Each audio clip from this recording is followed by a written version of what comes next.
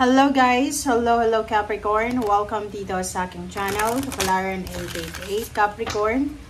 Alamin natin kung anong messages, vibration, gabay energy para sa inyong lahat. So this is for the last 2 weeks of June 2025 Capricorn. So thank you sa lahat ng Capricorn na patuloy na sumusubaybay dito sa aking channel.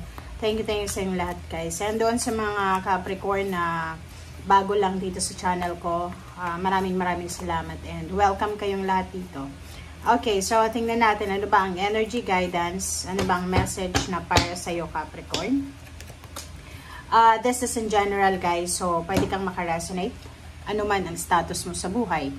Okay, I Shell, Medicine Woman, you are a channel for divine healing power.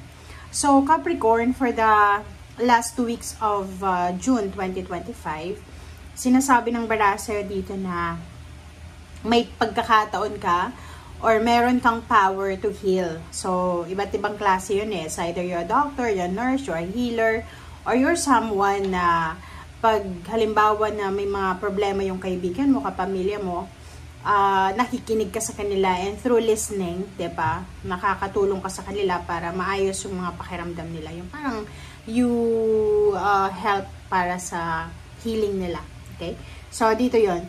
Sinasabi ng barahan na sa last 2 weeks na to ng June, may pagkakataon ka na makatulong para gumaling, like physical health problems, emotional, psychological, mental, or even spiritual healing. Okay. Second deck na tayo. Capricorn.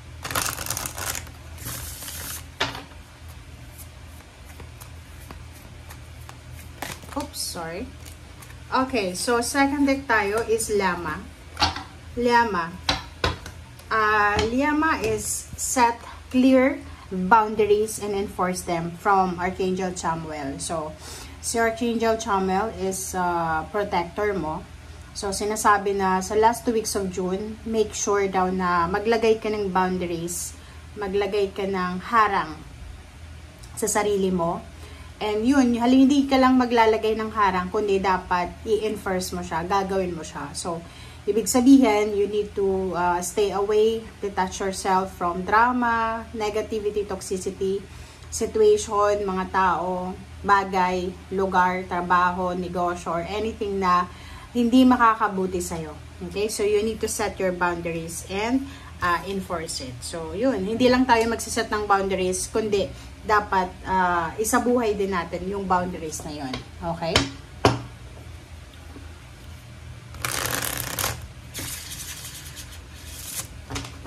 Okay. Tingnan muna natin yung first, third week pala. First week sa second half. Third week siya. Okay.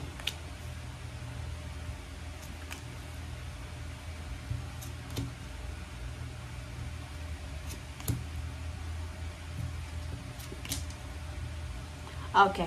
So, meron dito tayo na Wheel of Fortune sa ilalim ng third week siya and the Hermit.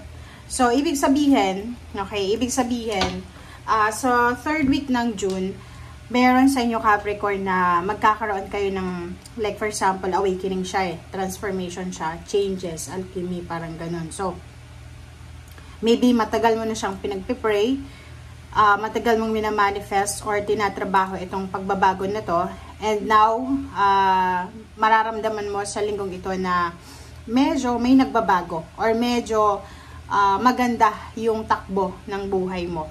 Okay? And first card natin is Page of Pentacles. So, ihanda mo ang sarili mo.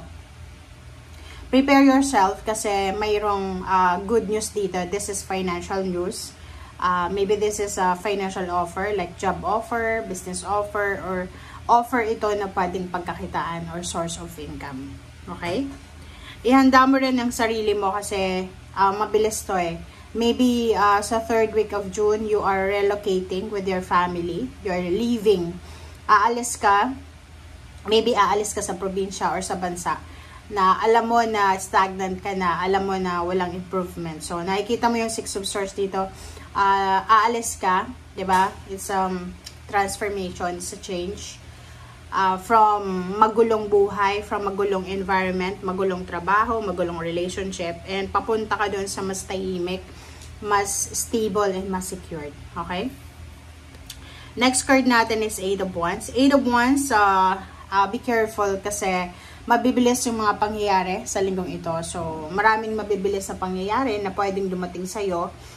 It's either messages, call, chat. So, kailangan mong maging attentive, 'di ba? Kailangan mong bantayan. Maybe may mga chats or call ka, lalo sa chat mo, minsan 'di ba nasa spam or maybe nasa archive na messages or restrictions. So kailangan mong i-check siya kasi yung messages na matatanggap mo ay possible siya na pwede mong pagkakitaan. So maybe yung mga messages na darating sa iyo ay yun na nga, sa job offer, financial offer, or malaking pera etong naghihintay sa'yo. Okay? And dito naman sa Hierophant, sinasabi na yun na nga, kailangan ihanda ang sarili ng Capricorn na to kasi meron kang makikilala na isang tao, or maybe kilala mo na siya.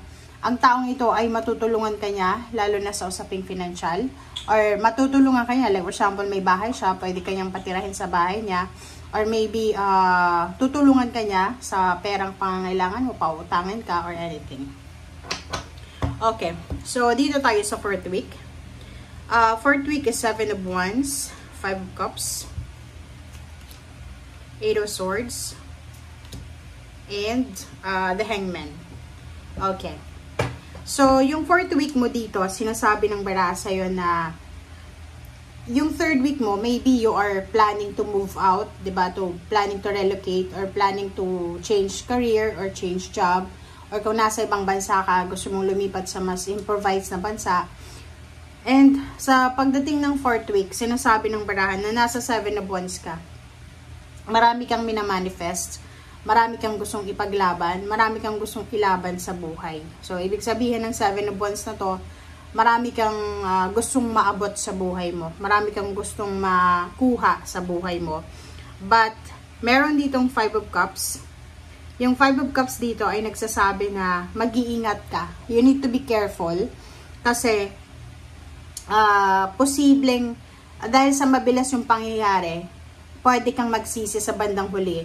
Sa bandang huli, lalo na sa mga, like for example, contract signing, ganyan, ganito. So, if, for example, bago ka lang sa lugar na yan, make sure na yung kontrata na ino-offer sa'yo, na pipirmahan mo, ay babasahin mo siya.